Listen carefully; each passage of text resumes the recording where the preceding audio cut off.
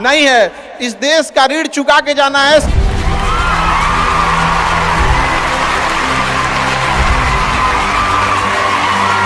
हमेशा याद रखिएगा, अकल बादाम खाने से नहीं, ठोकर खाने से आती है। हमने इतिहास से यह सीखा है कि इतिहास से कोई कुछ नहीं सीखता।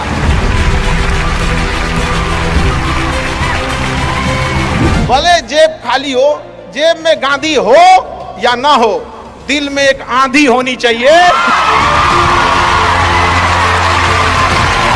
जो बोले हैं, जो ठाने हैं, वो कर लेंगे यहां पर, और नहीं कर सकते हैं तो दुर्भाग्य है इस भारत की धरती पर जन्म लिया हुआ।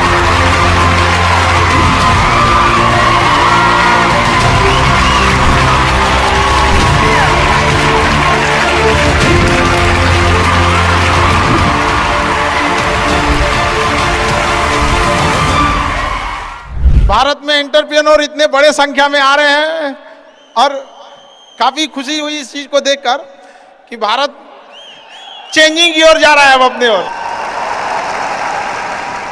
हमेशा सीखने की प्रवृत्ति रखिएगा।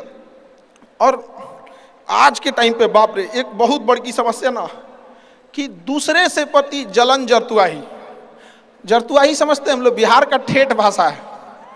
पता नहीं आप लोग समझते हैं कि नहीं। मतलब कौन कितना खुश है, मतलब उसका पड़ोसी जितना दुखी है वो उतना खुश है।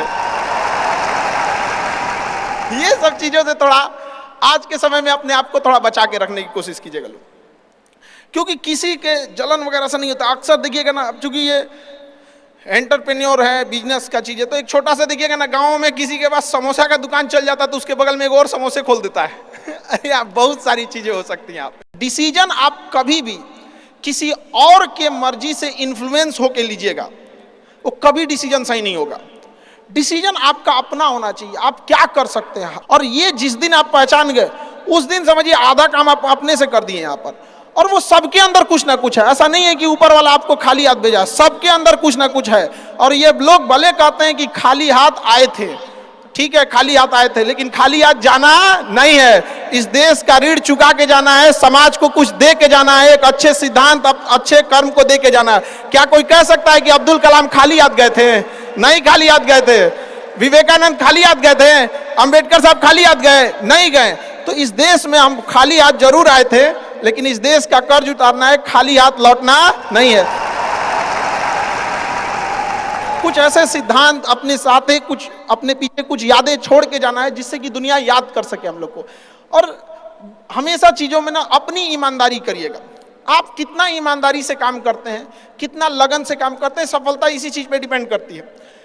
बाकी ऐसे चीजें कि भाई ये करना चाहिए, बस आप कितना समय दिए हैं किसी चीज को, कितनी ईमानदारी से किए हैं, ये मायने रखता है आपको। आप किसी चीज को समय नहीं दीजिएगा, कभी सफल नहीं हो सकते हैं। और एंटरप्रेन्योर और बिजनेस, इस सब के चीज़ों में एक चीज़ बहुत बड़ी डिलेमा होती है ना, कि सोचते बड़ी ज़्यादा हैं लोग, प्लानिंग बहुत करते हैं। 6 महीना से उसका प्लानिंग चल रहा है। अरे भाई, 6 महीना में कमवा शुरू किए रहते तो कुछ एक्सपीरियंस हो गया रहता, कुछ ठोकरें लगी होती। शुरू कर दो, चाहे जैसे करना है। यहाँ पर ऐसा थोड़ी हो सकता है कि एकदम फिनिश होकर काम करे। हर चीज़, जमीन से कभी पेड़ नहीं निकल सकता, पौधा ही निकलेगा। आज सीखिए, क्योंकि अगर कल कोई शुरू करता है आपके बाद, तो आपके पास उससे 1 दिन का एक्स्ट्रा एक्सपीरियंस रहेगा। और हमेशा याद रखिएगा, अकल बादाम खाने से नहीं, ठोकर खाने से आती है। जितना ज्यादा आप ठोकर खाएंगे, उतने ज्यादा अकल आने वाली है। दुनिया का कोई इंसान जो सफल है कह दे कि हमको ठोकर नहीं लगा है, या कोई कह दे कि हम एक ही बार में यहाँ आए हैं, कभी नहीं आ सकते हैं। यहाँ पर स्टार्टिंग कीजिए, यहाँ पे ज्यादा प्लानिंग के चक्कर में नहीं। कितना अच्छा आप प्लानिंग करके आइएगा ना कुछ चीजें गड़बड़ होंगी, क्योंकि किताबी नॉलेज, ये मोटिवेशन, ये सब चीजें, ये एक अलग चीज है। धरातल पे उतर के जाइएगा ना तो अलग चीज है यहाँ पर, और कभी बिहार में आके दिखेगा तो एकदम में अलग मिलेगा। तो कितना ठोकर लगा है, ये बहुत मायने रखता है। क्योंकि ठोकर नहीं लगेगा ना, जिस पत्थर पे चोट नहीं पड़ती वो कभी मूर्त नहीं बनता है। तो इसलिए जितना आपको चोट लग रहा है, तो ये आपके लिए अच्छी बात है। क्योंकि बड़े बड़े लोगों की जिंदगी में मुसीबत आती है, वो मुसीबत ही आती है बड़े जिन लोगों के लिए। क्योंकि फिल्म में जो सबसे टफ रोल होता है ना, वो बढ़िया हीरो के कंधे पे दिया जाता है। तो ये पृथ्वी पे भी ना ऊपर वाले को पता है कि ये बढ़िया हीरो है, इसको थोड़ा सा हम रोल देते हैं बढ़िया। तो बड़ी जिम्मेदारी देने से पहले ऊपर वाला भी ना आपको टेस्ट करता है, टेस्ट करके ही देखेगा कि नहीं करेगा। हम लोग छोटा सा कोई सामान खरीदते हैं तो उसको ठोक बजा के चेक करते हैं कि सह लेगा कि नहीं सह लेगा। एक छोटा सा बर्तन कोई खरीदने जाता है तो पटक के दिखाता है, देखिए मजबूत है। तो ऊपर वाला भी जब आपको बहुत बड़ा जिम्मेदारी देने वाला होता है ना, तो पहले सोचता है कि इसका थोड़ा सा टेस्ट कर ले। बहुत लोग टेस्टे में भाग जाते हैं, ए भगवान हमरा काहे लिए तुम मुसीबत लाया। यार जब ऊपर वाला तुमको खुशी दिया था तो थैंक यू कहना भूल गए थे, और जब मुसीबत दिया चेक करने के लिए तो परेशान हो गए। यहाँ पर इस चीज़ों से घबराना नहीं चाहिए किसी को। जिसके जिसके जीवन में कठिनाई आ रही है, आप समझिए कि आप एक सही रास्ते पे जा रहे हैं, क्योंकि वही रास्ता सफलता का है। और अगर आपके जीवन में कठिनाई नहीं आ रही है, आप गलत रास्ते पे हैं, क्योंकि सफलता का रास्ता बहुत कठिन होता है। और अभी डिजिटल इंडिया है, सबके हाथ में मोबाइल हो गया है। एक चीज अगर आप बहुत आगे बढ़ेंगे ना, तो एक प्रॉब्लम फेस करेंगे। बिना मतलब लोग आपके ऊपर उंगलियां उठाने लगेंगे, बिना मतलब, जिनको कोई मतलब नहीं। आप देखिएगा तो मतलब अजीब लगेगा। इस सब चीज़ों से कभी मत घबराइएगा। ये कॉस्ट होगी, आपको चुकानी पड़ेगी जब आप बहुत आगे जाएंगे। तो आप लोग बहुत आगे जाएंगे तो पहले से माइंड में कब करके रखिएगा, कुछ लोग होंगे जो बिना मतलब आपसे सवाल पूछेंगे। इन लोग को कभी इंटरटेन मत कीजिएगा, क्योंकि अब भाषा थोड़ी हार्ड हो जाएगी, लेकिन एक हार्ड हो जाएगा तो हो जाएगा।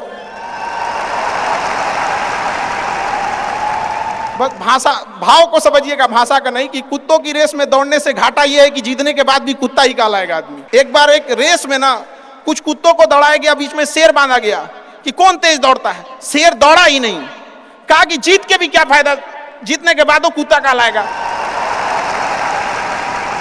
समझ में आया?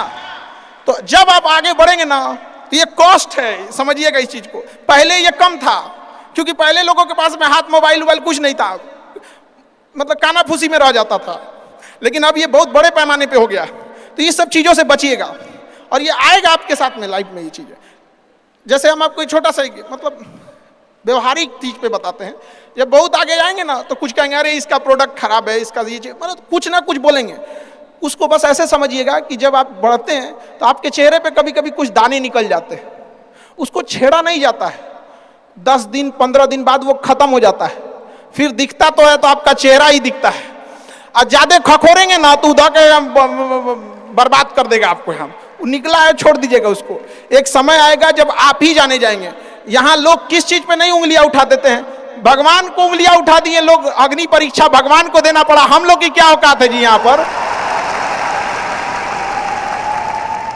इसलिए भैया इस सब चक्कर में नहीं पड़िएगा आप। जो है वो एकदम परफेक्ट है, चाहे जैसे भी। गलतियां सबसे होंगी, जो गलती करिएगा उसको एक्सेप्ट कर लीजिएगा। हाँ हमारे पास ऐसे गलती हो गई, नेक्स्ट टाइम से हम सुधारेंगे, बट कोशिश कीजिएगा गलतियां ना हो।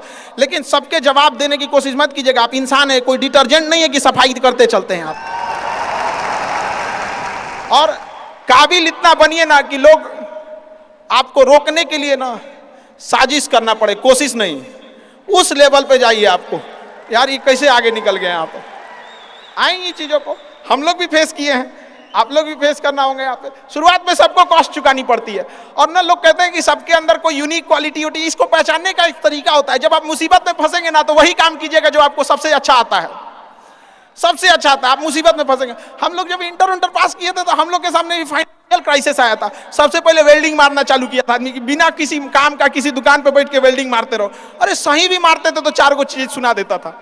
यार ऐसे नहीं, ऐसे होता है, क्या बात करते हैं। बढ़िया मारते थे और वही सुन लेता था आदमी यहाँ पे। फिर धीरे धीरे किसी को पढ़ाना धीरे धीरे चालू किया आदमी। कुछ दोस्तों ने कहा कि भाई तुम पढ़ाओ, ठीक पढ़ाता है, तो आदमी उधर चला गया। तो आपको भी पता है कि आप किस चीज में अच्छे हैं। तो धीरे धीरे अपने आप के अंदर वो पहचानिए, उसको सुधारने की कोशिश कीजिए और इधर उधर ज्यादा ध्यान नहीं दीजिए। मुसीबत आए तो अपने आप को एक बार थपथपाइएगा कि हाँ आप उस एलीट क्लास में हैं जिसके सामने मुसीबत आई है। और एक समय आएगा कि जब आप इस मुसीबत को पार कर जाएंगे, और एक समय आएगा कि जब यहाँ आके आप अभी अपनी संघर्ष की कहानी बताएंगे कि हम भी ऐसा थे। और हम आप सबसे यही उम्मीद करते हैं कि भगवान से भी हाथ जोड़ के यही दुआ मांगते हैं कि जितने लोग हैं देश के, सबको एक दिन अपनी कहानी सुनानी पड़े, क्योंकि यह देश वीरों की धरती है, वीरांगनाओं की धरती है। यहाँ पर हर बच्चा यहाँ का फौलाद है अपने आप में यहाँ पर।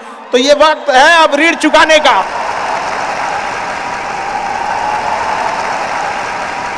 अब इस सदी में हमें अपना नहीं, अब इस देश का भी एक ऋण चुकाना होगा कि शायद पिछले जन्म में बहुत सौभाग्य, बहुत अच्छा काम किए होंगे तो हिंदुस्तान में जन्म लिए, वरना अगर जन्म के समय थोड़ा बहुत बॉर्डर क्रॉस करते ना, उधरिया हो जाते ना, अरे बाप रे बाप, अरे क्या दुर्दशा होता जिसका कोई हद नहीं यहाँ पे। थोड़ा सा बस उधर घसक जाते तो। लेकिन ये हम लोग का सौभाग्य। एक चीज हम लोगों ने गलती किया के बाद, हमने महिलाओं के पावर को ना अंडर एस्टिमेट कर दिया। हम लोग 1947 से जो पुरुष समाज है ये सोच रहा है कि देश को आगे ले जाने के लिए, अभी तक सोचिए रहा है। ये हम लोगों से गलतियां हुई हैं। और लड़कियों को हमने जो साथ छोड़ दिया महिलाओं का ना, बस यकीन मानिए जिस दिन भारत देश की महिलाएं पुरुषों के साथ कदम से कदम मिला ली, 10 साल में देश की सूरत बदल जाएगी, दुनिया देखते रह जाएगी। यहाँ पर हम इस चीज को ज्यादा समझ सकते हैं क्योंकि हमारी खुद की बहन नहीं, अपनी बहन नहीं, लेकिन अभी भी हम अपना घर देखते हैं ना तो लगता है कि बहुत बड़ी कमी है। और अगर बहन रहती तो चीजों को अच्छे से समेट के रख सकती थी। अब तो इसलिए हम देखेंगे हमको इंडिया में सबसे ज्यादा राखी बांधी जाती है, पूरे हिंदुस्तान में सबसे ज्यादा राखी बांधी जाती है। नहीं था तो हमारे यहाँ माझी जी थे ना, वो कहे कि भगवान के भरोसे मत बैठो, क्या पता भगवान तोरे भरोसे बैठा लो। तो बहन नहीं थी तो क्या दिक्कत है, दुनिया में सबसे ज्यादा राखी बांधी गई। अब मतलब आप सोचते हैं कि अगली बार, अभी इस बार 7,500 राखी बांधी गई थी, 7,500। हर साल रक्षाबंधन के बाद, पहले ही रक्षाबंधन से पहले हमको एक डॉक्टर अपॉइंट करके रखना पड़ता है कि सर मेरा ना ब्लड रुक जाएगा, इतना राखी बांधी जाती है। तो आप एकदम ना स्टैंड बाई पे रेडी रहिएगा वहां पे। इतना राखी बांधने के बाद एक आदमी आता है मेरा हाथ उठाने वाला, वो हाथ लेके चलता है, हम ऐसे चलते रहते हैं। तो खुश नसीब हैं वो लोग जिनके घर में बहनें हैं, जिनकी बेटियां हैं। आप उसकी कदर नहीं कर सकते हैं तो यकीन मानिए इसका बदला भगवान जरूर लेता है। आजकल लोग देखते हैं कि लोग बहू की कदर नहीं करते। अरे वो आपकी बेटी है, चेहरा बदल के वापस भगवान ने भेजा है आपको, नहीं कर सकते कदर ना, तो आपने भगवान की उस नेमत को ठुकरा दिया है। अब फिर घरे में मुसीबत आएगा तो कहेंगे कि पता नहीं क्या हो गया। चाहे चांद पे पहुंच जाइए, चाहे जितना भी आगे चल जाइए, अपनी सभ्यता संस्कृति को मत भूलिएगा वरना मिट जाइएगा आप यहां से। यूनान मिस्र रूमा सब लुट गए जहां से, लेकिन मगर है बाकी नामो निशा हमारा। कुछ बात है कि हस्ती मिटती नहीं हमारी, सदियों रहा है दुश्मन दौरे जहां हमारा। भारत को मिटाने की कोशिश की गई, मिटा कभी नहीं।